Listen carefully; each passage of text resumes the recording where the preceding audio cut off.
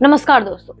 कांग्रेस के राज्यसभा सांसद धीरज साहू के घर इनकम टैक्स की छापेमारी में 354 करोड़ रुपए की नकदी बरामद हो चुकी है।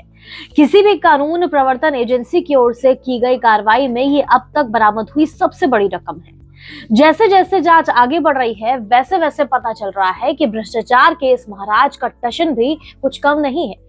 धीरज साहू की कई तस्वीरें सामने आई हैं, जिनमें किसी में वो चीते के साथ खड़े हैं, तो किसी में हथियारों के साथ। उन्हें महंगी गाड़ियों का भी शौक है। इतना ही नहीं, झारखंड के लोहरदगा में उनका आलीशान मकान भी है, जहां इंदिरा गांधी भी कई बार ठहर चुकी हैं। उड़ीसा, पश्चिम बंगाल और झारखंड के 9 ठिकानों पर छापेमारी के बाद इतनी भारी रकम बरामद हुई है, जिससे लोगों की आंखें फटी रह गई। 3 बैंकों के 80 स्टाफ नोट काउंटिंग की 40 मशीनों के साथ 7 दिनों तक गिनती करते रहे। तब जाकर कैश किंग के घर छुपाकर रखी गई नोटों की गड्डियों की गिनती पूरी हुई है।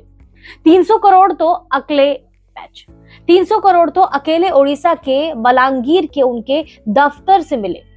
हालांकि कई राज्यों में अपने साम्राज्य का विस्तार करने वाले धीरज साहू के ब्लैक मनी कारोबार का कंट्रोल रूम झारखंड के लोहरदगा में स्थित उनका वो खानदानी आवास है, जिसे उन्होंने व्हाइट हाउस नाम दे रखा है। उनके शौक कम नहीं है। लोहरदगा के आलीशान मकान की बानगी ऐसी है कि यहाँ 30 से ज्यादा लग्जरी गाड़ियां खड़ी हैं। सभी उनकी फेवरेट है और किसी की भी कीमत करोड़ों से कम नहीं है। उनके घर से 11 करोड़ रुपए बरामद हो चुके हैं।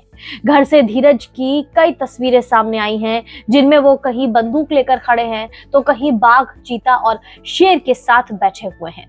काली कमाई के इस किंग के घर का रंग सैकड़ों सालों से सफेद रहा है।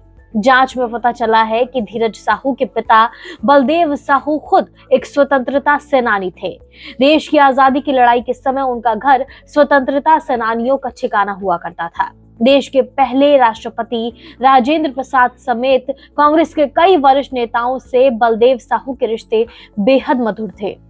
स्थानीय लोग बताते हैं कि देश के प्रधानमंत्री के तौर पर जब इंदिरा गांधी का झारखंड का दौरा हुआ, तो वो साहू परिवार के व्हाइट हाउस में ही आकर ठहरती थी।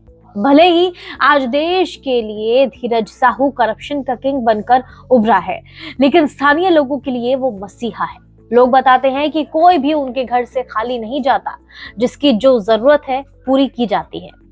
फिलहाल धीरज साहू के पास कितनी काली कमाई है, इसकी जांच जारी है। इनकम टैक्स के बाद अब सीबीआई और ईडी की टीम भी जांच में जुट गई है।